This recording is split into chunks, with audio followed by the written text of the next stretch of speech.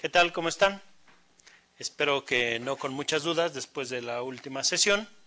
Espero que esa sesión un poquito más introspectiva con nuestras investigaciones nos haya podido definir mucho más lo que como investigadores debemos transformar al tomarlo de la realidad. En la sesión pasada vimos un poco esta parte de el cuestionario, de la construcción, de la redacción, pero más aún nos dimos a la tarea de encontrar una justificación a los vínculos de la búsqueda de información, ¿verdad? Claro, a través de la actitud que debemos tomar con nuestro entrevistado, a través de la redacción de las propias preguntas y a través de la búsqueda continua de información que no se encuentra disponible en algún otro medio y que, bueno, es nuestro trabajo poder buscar y encontrar la información específica que necesitamos. Durante esta sesión continuaremos todavía hablando del cuestionario, como les comenté en la sesión pasada. Es un amplio tema el que estamos tratando aquí, ha sido elemento de muchísimas discusiones académicas para poder conformar un tema en torno al cuestionario y a las preguntas y a la investigación y a este enorme y bello tema que es la metodología. Como les comentaba, continuaremos durante esta sesión todavía encontrando las partes fundamentales y las justificaciones que nos llevan a cabo. Tal vez dejaremos un poquito, y digo tal vez porque todavía lo veremos, la construcción de las preguntas, esa facilidad que debemos crear nosotros a través de estas sesiones de la participación en una licenciatura para que en el futuro seamos personas con la capacidad necesaria para construir, no solo para construir, sino para llevar a cabo cuestionarios. Y también tengamos la capacidad de asesorar o de preparar, de capacitar a agentes que hagan entrevistas para un fin común. Vamos a avanzar un poco en nuestra clase, no sin antes recordarles que tenemos ya 8 actividades pendientes de entrega. Estoy seguro que todas las han entregado a tiempo. Esta será la 9ª actividad y por esa parte, si ustedes tienen todavía alguna duda, pues no dejar de invitarlos a que llamen al Colegio de Empresarios, que pregunten por los tutores. Ellos están disponibles ya para poder resolver esas dudas que puedan tener al respecto. Sin embargo, también quiero ser enfático en esta parte de la actividad que estamos desarrollando, es decir, nuestro problema de investigación. Ya desde 3 o 4 clases anteriores al día de hoy, tenemos que tener construida muy buena parte de esa investigación.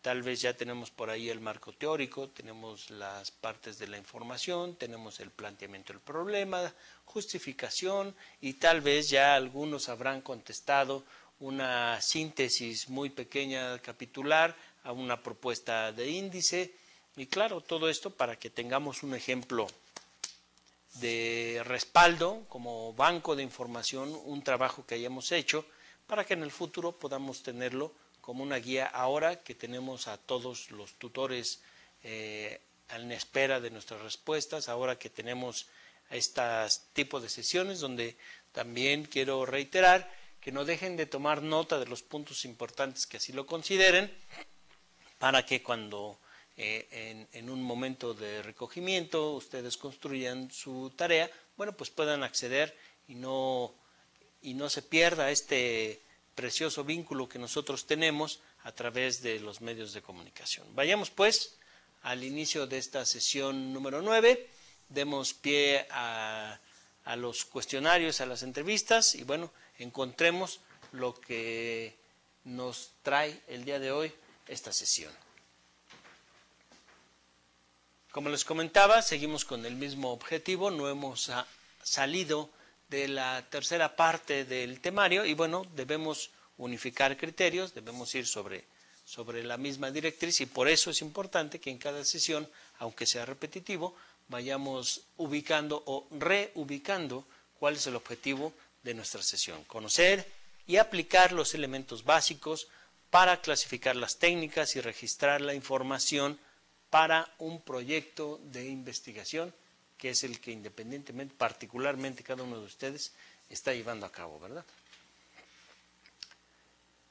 Entramos a los cuestionarios. Las consideraciones operativas de los cuestionarios. Antes de poder darle lectura y tener una pequeña charla sobre esta parte, recordemos un poco que nos quedamos en las consideraciones de redacción, como una pregunta no debe alterar el ánimo de nuestro entrevistado, o como una pregunta no debe ser influenciada por alguna institución o un posicionamiento ideológico de algún tipo, lo que por supuesto ya definimos sesgaría nuestra información, o que debe ser clara y concisa, no sacrificar la claridad por la concisión, como lo vimos en esos ejemplos.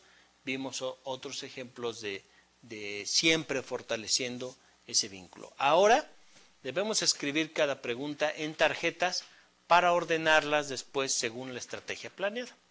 Lo que comentábamos, nosotros sabemos cómo nuestra variable va funcionando, sabemos qué preguntas aplicar, en qué momento, y por eso llevamos en nuestras tarjetas las estrategias planteadas. Si es sí, podemos ir por este lugar, si es no, nos vamos por este lugar, si no ha contestado, si es una pregunta abierta tendiente a esta parte, etc.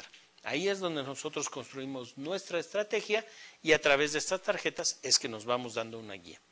Es importante para una comprensión correcta para obtener información válida y confiable, tener presente la redacción, términos, ordenación y presentación. Lo que hablábamos, ¿no? No podemos redactar preguntas con quisistes o supistes, ¿sí? No podemos tener preguntas con palabras altisonantes para exigir una respuesta. No podemos empezar por el meollo del asunto y terminar por su nombre, ¿sí? Son ejemplos rápidos que podemos tener ahorita para poder entender que todo tiene un orden, todo tiene una disciplina de construcción que obedece simplemente a la necesidad nuestra, porque solo es nuestra esa necesidad, de obtener información de alguien ajeno a nosotros, alguien con el que nunca hemos cruzado palabra y que esa interacción, esa necesidad urgente de entablar relación y poder tener una respuesta honesta, nos debe pedir, nos debe exigir, nos debe obligar, ¿sí?, a respetar ciertos parámetros, porque no conocemos a la persona, porque no la vamos a ver tal vez en mucho tiempo más, y bueno, es conveniente que nuestra presentación, nuestro inicio, sea lo más terso posible, como diría. Consideraciones operativas. La batería de análisis individual debe colocarse al final para el descanso, es decir, lo que es sexo, edad, estado civil, escolaridad o ocupación, es al final. Y lo vemos, como bien lo indica aquí, una parte del descanso. Después de la tormenta viene la quietud. Nosotros empezamos, lanzamos nuestra batería de preguntas, conformamos nuestra estrategia, unos minutos, e inmediatamente lanzamos otra batería de análisis individual. Son preguntas que todo el mundo contesta. ¿Cómo te llamas? Pues no quiero dar mi nombre, sexo masculino, edad, estado civil, escolaridad, todo. Ya descansó, otra vez nos lanzamos otra vez con una batería de preguntas destinadas a encontrar eso. Entonces eso le da un sentimiento de claridad, de confortancia, ¿sí? Está conforte, se siente a gusto, pues, se siente a gusto nuestro informante y con eso pues nos da respuestas más honestas. Dice, evitar ordenar más de 3 preguntas abiertas para no descansar y sesgar la información. Es decir, muchas preguntas, de por sí ya sabemos que las preguntas abiertas son un problema para nuestra entrevista, porque tenemos que interpretar y en la mayoría de los casos malinterpretamos la respuesta, la sesgamos por la necesidad de información que tenemos. Entonces, si de por sí es difícil tener preguntas abiertas, más difícil es tener más de 3 preguntas abiertas para que nos contestes en una batería. Y explíqueme el tipo de cambio, y explíqueme la posición ideológica de tal personaje. Entonces la gente dice, oye, pues ya no quiero pensar detenidamente, sentarme un momento y darte una respuesta, porque lo que quieres es algo rápido. Mejor pregúntame sí o no en una escala de 3, de 5, de ideas, de actitudes, etcétera. Entonces eso nos va a permitir avanzar un poco más rápido y tener puntualmente la información que necesitamos. Finalmente, dependiendo del tamaño de la muestra, se consideran 20 reactivos como ideales. Es decir, no podemos pensar en una entrevista de 4 horas, por ejemplo, ¿no? Digo, sería inoperante totalmente, salvo que tengamos un interés muy específico como un trabajo o algo por el estilo, o nos vayan a pagar, pues ahí sí pregunten lo que quieran. Tampoco podemos hablar de una entrevista de 5 minutos, ¿no? 5 minutos difícilmente podemos hacer algo, pero si nuestras preguntas están correctamente redactadas y vienen en escala y todo, 20 preguntas debe ser ideal para poder encontrar una información específica, porque no podemos de un informante querer obtener todas las respuestas, difícilmente. Entonces tal vez una respuesta, vamos a agarrar un grupo para una respuesta, otro grupo para otra respuesta, y cada batería la hacemos de 20, porque si tenemos 3 respuestas, entonces necesitaremos hacer 60 preguntas, y pues ahí se vuelve un problema. Entonces utilizamos grupos para respuestas específicas, y así podemos crear baterías de 20, podemos ordenar más de 3 preguntas abiertas para no descansar, y las baterías de análisis individual las colocamos al final para que el entrevistado tenga un descanso. Y aquí entramos a una parte que hace de las entrevistas que sean mucho más funcionales. En esta parte que descubriremos ahora, bueno, nos va a permitir no tener muchas preguntas abiertas o ninguna de ser necesario, encontrar la esencia de la respuesta que nosotros requerimos y hacerlo de manera eficiente y rápida. Por ejemplo, dice la lámina: para ahorrar tiempo y esfuerzo se pueden otorgar valores paralelamente a las preguntas, y de este modo van arrojando resultados inmediatos.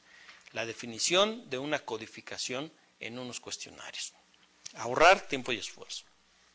Valores paralelos para las preguntas y arrojar resultados. 3 elementos que conforman la codificación, que son fundamentales y que aprenderemos en esta sesión para poder llevar a cabo preguntas que ya estén totalmente codificadas y no tengamos modo alguno de que las respuestas vayan a salirse de lo que nosotros necesitamos. Veamos, por ejemplo, sexo, masculino o femenino. Pues puede tachar masculino, ¿sí? Y ya. Sexo, a diferencia, masculino, femenino, A. Si nosotros tenemos ya nuestra codificación, en el momento que se va contestando el cuestionario, se va codificando. No necesitamos, como sería el caso de la primera pregunta, primero responder y luego codificar, sino que en el momento que aplica la respuesta A, ya está contestando, ¿sí? Entonces ya está codificando, y en ese momento ya nos estamos ahorrando un paso más. Vayamos al siguiente ejemplo. Ocupación: campesino, empleado, obrero. Tache en obrero. A diferencia de la siguiente pregunta, que es campesinos A, empleado B, obrero C.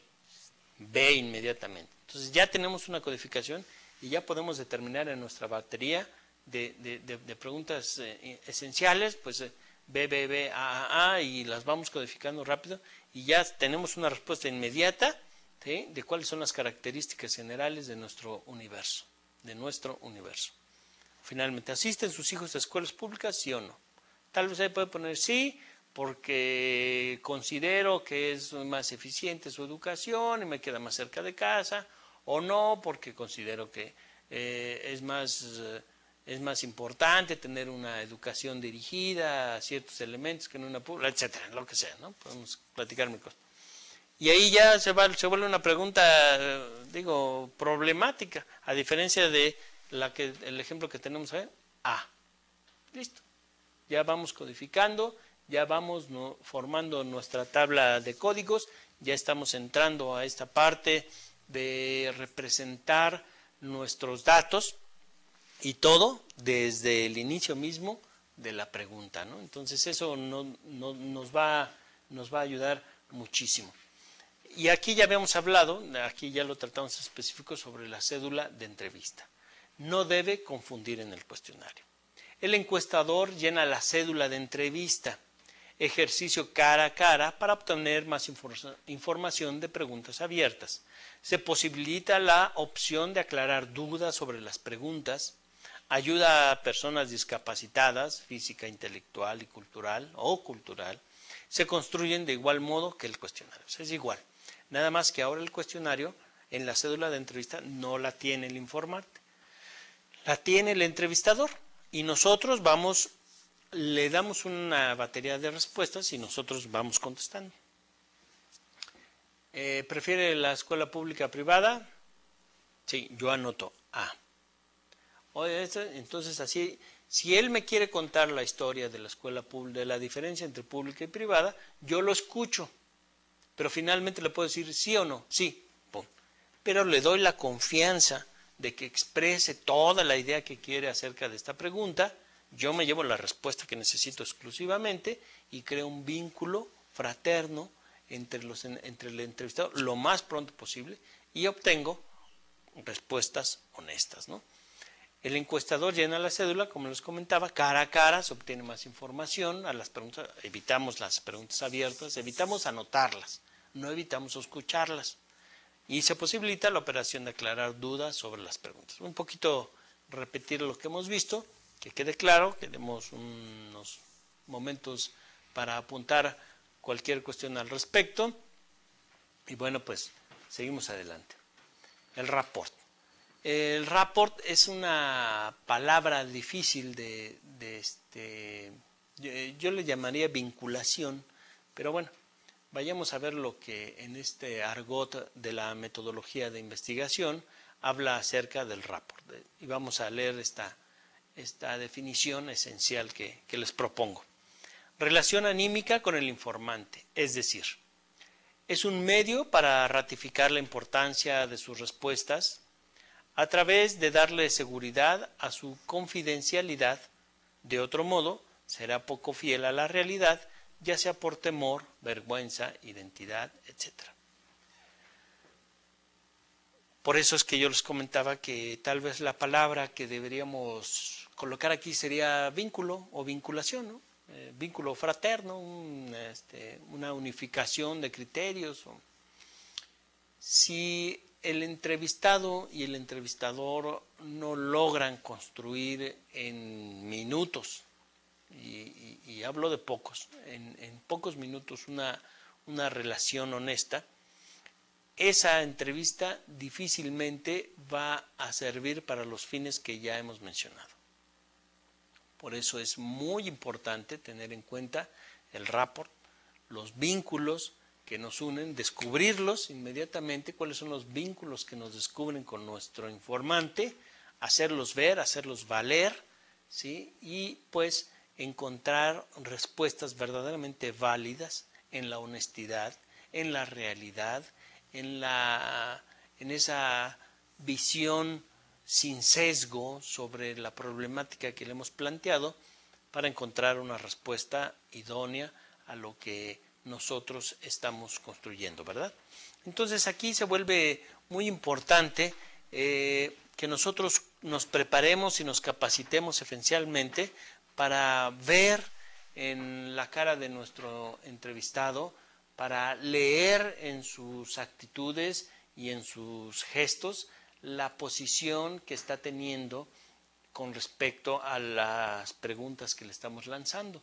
Y nosotros vamos a saber perfectamente, después de un par de entrevistas, cómo la gente funciona o cuáles son las preguntas que más incomodan y que si se tienen que hacer a pesar de la incomodidad, bueno, hacerlo saber a través no de una introducción a la dificultad de las preguntas, por supuesto, sería de una doble entrevista, sino una eficaz redacción, una involucrar al problema con nuestra hipótesis, o sea, ser coherente con la investigación, porque así somos puntuales con las preguntas, codificarlo para no tardar muchísimo tiempo y organizar esta sesión de entrevistas lo más corto posible para, volvemos a ser reiterativo en esta parte, para que nuestra información sea lo más apegada a la realidad y podamos tener mejores resultados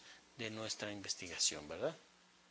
Bueno, pues ya vimos esta parte del rapport, de la vinculación, lo hemos, así está construida estas sesiones para repetir constantemente algunos puntos que ustedes no deben olvidar, que deben tomar muy en cuenta, porque son elementos que difícilmente van a poder ser aprendidos si no son reiterados aquí, difícilmente los vamos a poder aprender en el campo, porque ahí vamos directamente a nuestro trabajo y no vamos a tener oportunidad de detener el cuestionar, pararnos un momento y decir, oye, en esta entrevista puedo hacer algo o no. Ahí ya nosotros tenemos que llegar con nuestra posición e inmediatamente echarla a andar, ya no vamos a tener oportunidad. Por eso es que aquí es importante que vayamos un poco reiterando lo que mencionamos, ¿verdad? Seguimos. Siempre cerrar las preguntas abiertas a través de codificación, por ejemplo, una escala de actitud tipo Likert. El Likert es un hombre que creó esta escala de actitud tipo Thurston o prueba de instrumentación. Cada una de estas, como hay muchas más, aquí solamente les estoy manejando 3 muy generales, son, por ejemplo, la de actitud. La prueba de actitud de Likert nos menciona 5 escalas. De acuerdo, muy de acuerdo, no opino, no estoy de acuerdo, muy desacuerdo, ¿no? Entonces, que en algún momento ya lo hemos visto. Entonces eso, al tener 5 reactivos, ¿sí?, nos va a permitir dirigir específicamente la respuesta o la actitud que tiene el informante con nosotros, a diferencia que si hubiéramos 3, bien, mal o nada.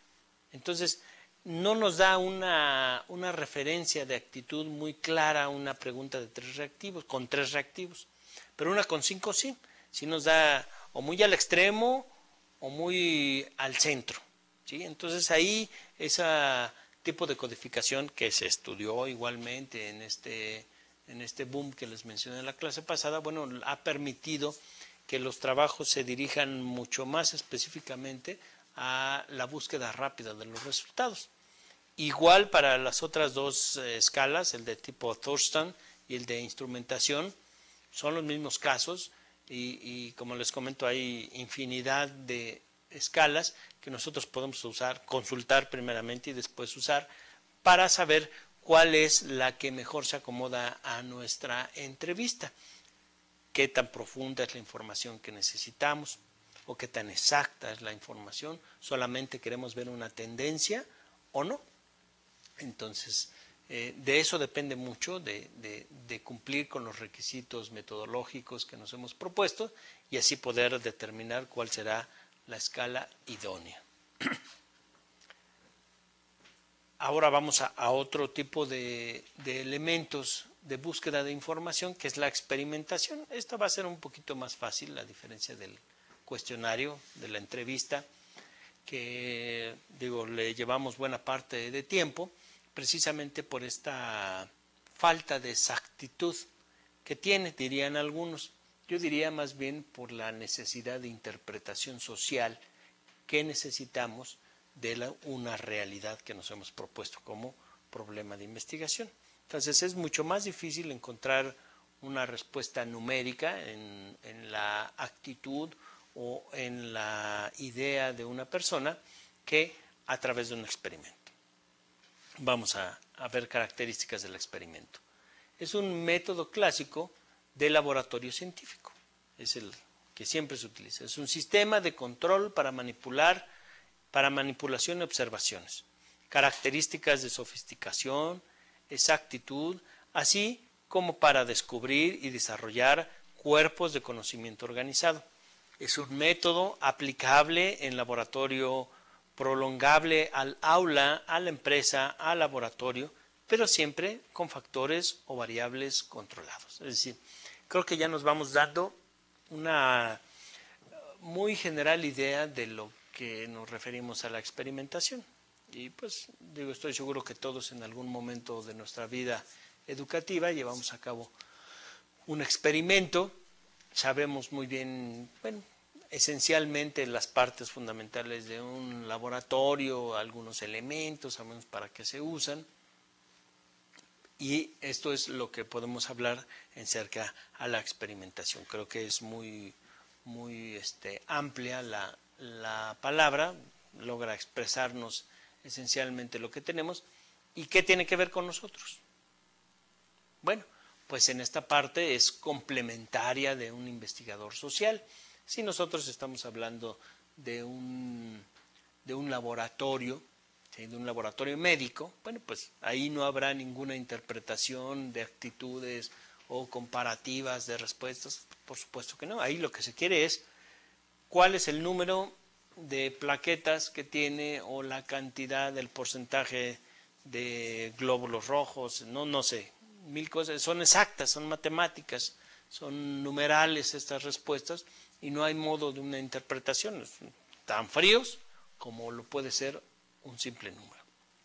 Entonces aquí, pues aquí con la experimentación para nosotros nos da la capacidad de poder controlar un fenómeno físico en específico y bueno, pues poder tener respuestas en ese sentido. Vayamos pues y recordemos un poco porque es una visión muy rápida sobre la experimentación. Características de sofisticación, exactitud, así como para descubrir y desarrollar cuerpos de conocimiento organizados. Es decir, nosotros vamos a desarmar un elemento a través de varios ejercicios de experimento. Cada uno de ellos va a ser muy exacto, nos va a dar valores numerales que no pueden cambiar y esa misma transformación va a descubrir y desarrollar cuerpos de conocimiento organizado, ¿verdad? Y bueno, finalmente, repito, el método aplicable en laboratorio, prolongable al aula, a la empresa, al laboratorio, pero siempre con factores o variables controlados. Ya sabemos, cualquier ejercicio que nosotros queramos llevar a cabo, que se hizo en un laboratorio, forzosamente, si cumplen los requerimientos de ciencia, se puede duplicar en cualquier otro lado, ¿no? Y eso nos va a permitir, por supuesto, que el cuerpo de conocimiento pueda llevar a cabo. Y en química se ejemplifica muy bien la fabricación del jabón, la fabricación de los colorantes, de algunos desoxidantes, de algunos productos químicos que nos pueden ayudar a hacer la vida más fácil, de productos que para la fabricación de los propios es indispensable, le dan una mejor característica, los hacen ser precederos en el tiempo, qué sé yo, ¿no? Entonces hay que conocer que existe esa parte de experimentación, para qué sirve, qué podemos obtener de ella y bueno, si se nos presenta en el futuro inmediato o inmediato, pues adelante, ¿no? Llevarlo a cabo y ya sabemos bien que hay que hacer un experimento. Hablamos también de documentación. El acervo documental ordenado en forma sistemática, recursos, fuente de información para realizar investigación y hay del tipo individual y grupales. Para obtener información, nosotros debemos acudir a los acervos documentales, en la mayoría de los casos. Cuando estamos en esta búsqueda de la información, cuando no encontramos que la información está dada, cuando decidimos que tenemos que acceder a un conocimiento de cuestionarios o de entrevistas, o cuando decidimos que tenemos que hacer una experimentación como requisito para la comprobación de nuestras propuestas, o que necesitamos acceder a un acervo documental. Un acervo documental lo es así porque está organizado sistemáticamente, porque son recursos para realizar investigaciones, y ya veremos cuál es el individual y el grupal. Entonces, que no se confunda con la ubicación de las fuentes de información esta parte de la información documental a través de la documentación. ¿Sí? Que no se confunda, porque tenemos que, a pesar de que ya hayamos pasado esa parte fundamental de la recopilación de información, de la ubicación de las fuentes de información, siempre debemos tener presente que la documentación, los acervos documentales son parte fundamental, y siempre debemos dejar abierta esa oportunidad de acceso, ¿sí? Y no limitarnos el buscar mayor información. Por ejemplo, y seguramente, y es aquí donde podemos encontrar la diferenciación con las fuentes de información y con la ubicación, que hablamos de las bibliotecas, que hablamos de todos estos elementos. Por ejemplo, documentos escritos personalmente, documentos oficiales, un diario, certificados, cédulas, artículos periodísticos, personales, correos, diarios, escritos profesionales, licencias, notas, manuscritos, cartas, reportes, libros, escrituras, notas, en fin, una cantidad de documentos que nosotros vamos produciendo en el transcurso de nuestra vida, que las comunidades van produciendo en el transcurso de su ejercicio, que en cierto momento se hacen esenciales, porque si bien es cierto que no están escritas en un libro, que no están en una biblioteca, que no tenemos acceso, bueno, sí podemos construir, ya no a través de la entrevista, porque a lo mejor nadie conoce los datos que se produjeron hace 15 años, o hace 5, o el mismísimo año pasado. Entonces nosotros debemos acudir a los acervos documentales, ¿verdad? Entonces, sí es funcional, no es repetitivo, y valoremos la instancia de consultar los acervos documentales, de las propias empresas, de las instituciones, de las propias personas, porque digo, ¿cuántos de nosotros podemos tener un diario o nuestras escrituras o cosas de ese tipo? Bueno, pues debemos tener el libre acceso a ello, debemos involucrarnos mucho con esta parte, ¿sí? Y de ahí nosotros obtener información a través del vaciado de la documentación, de la respuesta que nosotros requiramos, ¿no? Entonces, aquí es muy importante que podamos encontrar cuál es la necesidad de un acervo documental y cuál es la funcionalidad que vamos a tener cuando vamos a acceder a un acervo documental de forma individual. Veamos pues la forma individual, pero también en los medios audiovisuales.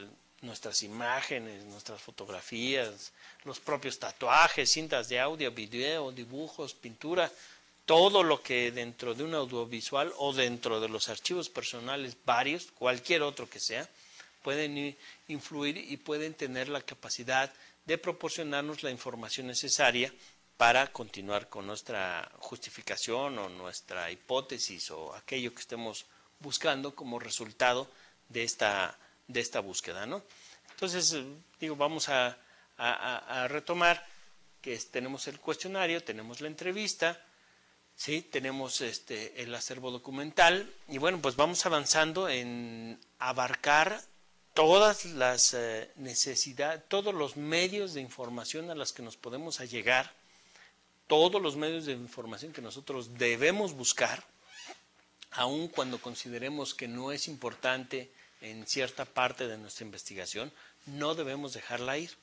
Debemos profundizar o cuando menos tocarla, saber que no hubo nada al respecto en esta parte de la investigación, bueno, pero lo dejamos asentado y establecemos la metodología y sabemos por qué no. Mal lo haríamos en ni siquiera tocarlo, ni siquiera saber que existe y ni siquiera tocarlo, o ni siquiera saber si existe, ¿verdad? Es importante que nosotros vayamos cumpliendo con estos requisitos, como ya lo hemos dicho, que vayamos construyendo, porque no sabemos si el siguiente paso nos va a dar una respuesta o no.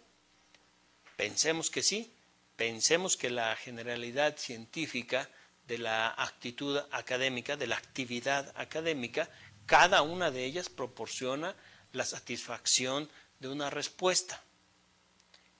Y en la construcción de la satisfacción de las respuestas, bueno, nosotros iremos viendo la construcción de nuestra investigación. Entonces, por eso, no dejemos, no le demos menos importancia a unas cosas que a otras, y si en verdad no las tiene, anotemos por qué, cómo, cuándo, dónde, a qué horas, etc. Toda la información que podemos dar, porque nos va a justificar en el futuro, ¿no?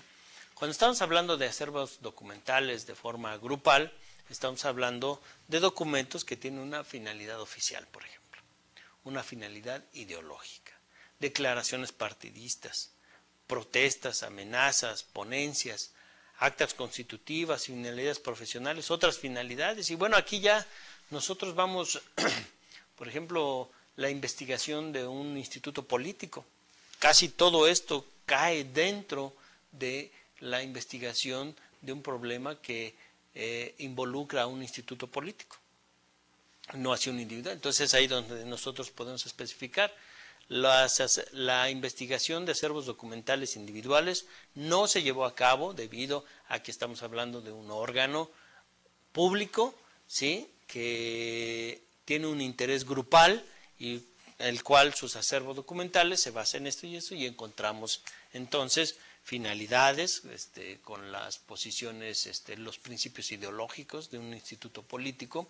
Hablamos de protestas, qué hicimos para que esta decisión gubernamental sí se llevara a cabo, qué no hicimos, qué otros grupos de poder nos fueron menguando esa capacidad de decisión, o cuál es el acta constitutiva. Se hizo una conferencia en torno a cierta política, y aquí están las ponencias que se llevaron a. Entonces, así nos vamos dando cuenta cómo qué parte va a funcionar mejor para nosotros.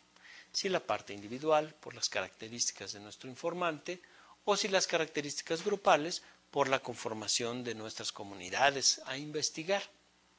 Y aquí hablamos de un instituto político, pero podemos hablar de una comunidad, podemos hablar de un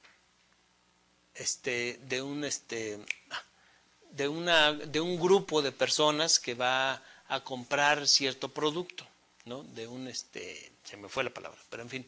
Entonces, si las características económicas de estas personas nos están formando una comunidad, y nosotros tenemos que ir a investigar cuál es el acervo documental de esa comunidad con las mismas características, porque entonces los documentos individuales se transforman en grupales, ¿verdad? Cuando cada uno de los individuos, sin él saberlo, sin cada uno de ellos saberlo, pero nosotros así los hemos conformado en un conjunto, ahora resulta que su documentación, ¿sí?, se convierte en grupal.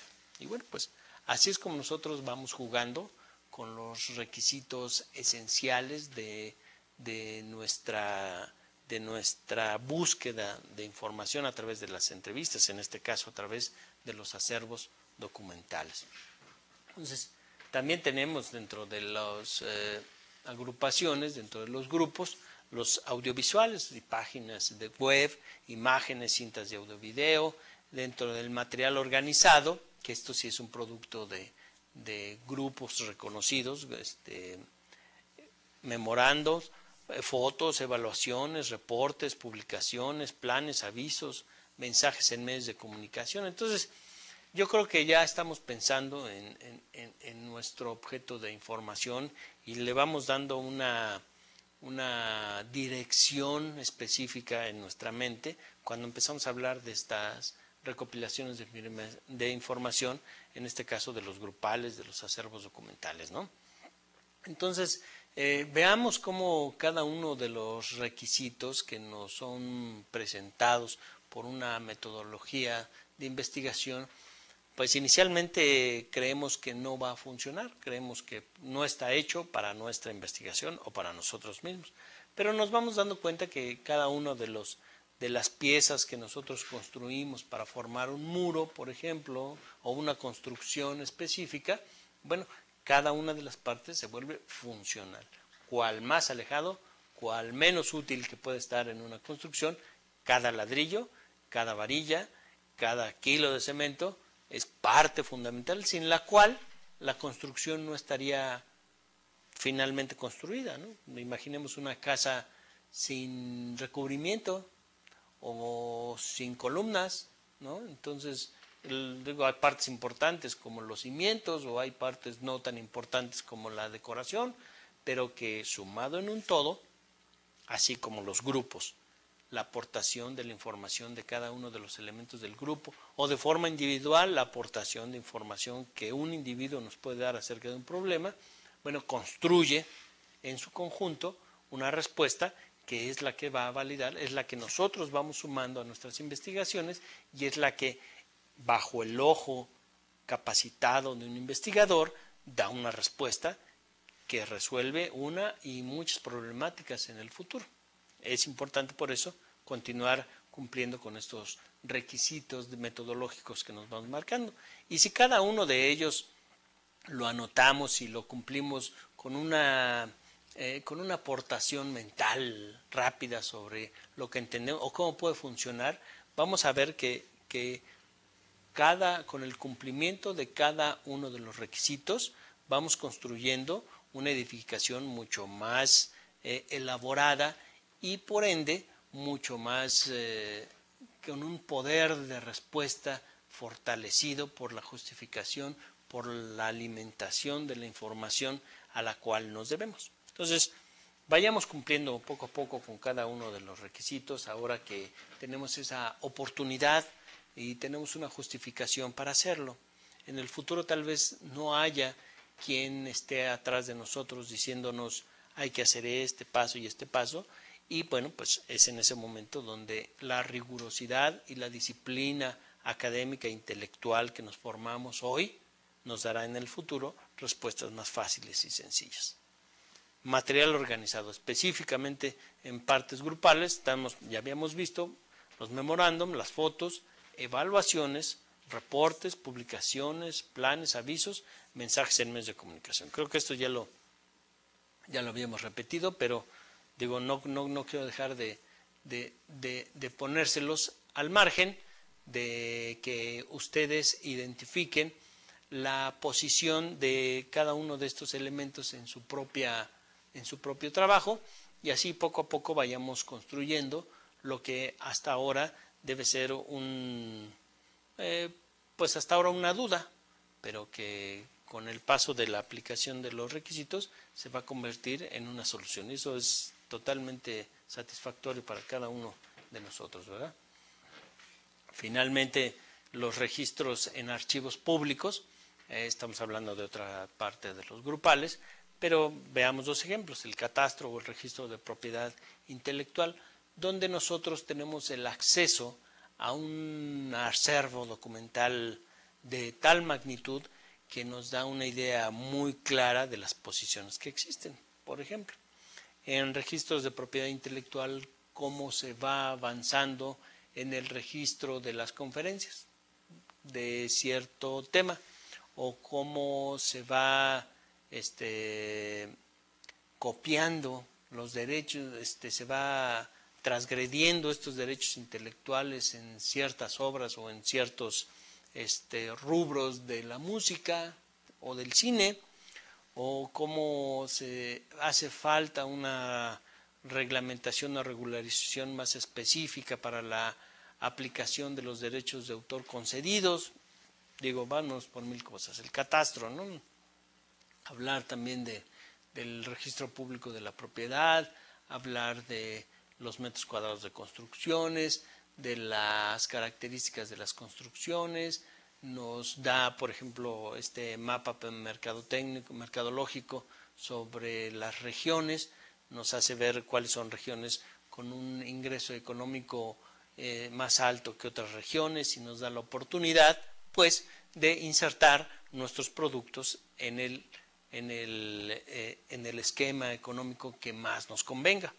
Por eso es que tenemos la necesidad de ingresar a acervos documentales grupales para poder hacer este tipo de investigación y plantearla y no tenga la mayor duda de que se va a llevar a cabo, ¿verdad? Esto sumado con muchas otras cosas que podemos llevar a cabo. Bueno, pues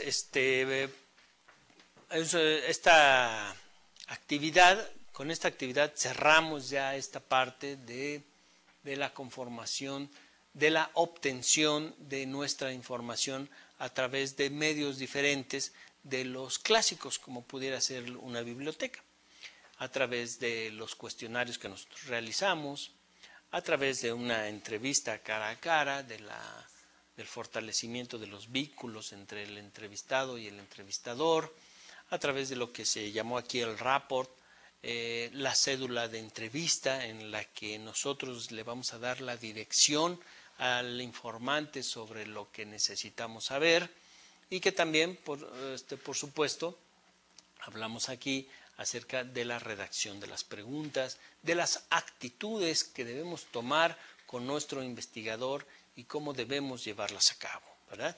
Entonces vean cómo todo un cúmulo de conocimientos ha sido vertido de forma general, como les platiqué ya al inicio, para que ustedes, si necesitan ampliar más este conocimiento, puedan acceder a la bibliografía que tenemos.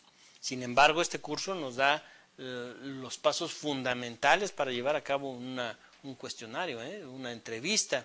De todos modos, ofrezco a ustedes los tutores que están en el Colegio de Empresarios para que respondan todas las preguntas que tengan ustedes preparadas, pero sí invitarlos a que no dejen de tomar apuntes, que no dejen de resaltar esas partes que ustedes consideran más importantes y que por supuesto tampoco dejen de hacer las actividades que han sido diseñadas para cada una de las sesiones, que es como un ejercicio de reafirmación del conocimiento, y así nos da la posibilidad de conocer cuál es en lo que nos hace falta un poquito profundizar y cuál es en lo que hemos entendido perfectamente bien.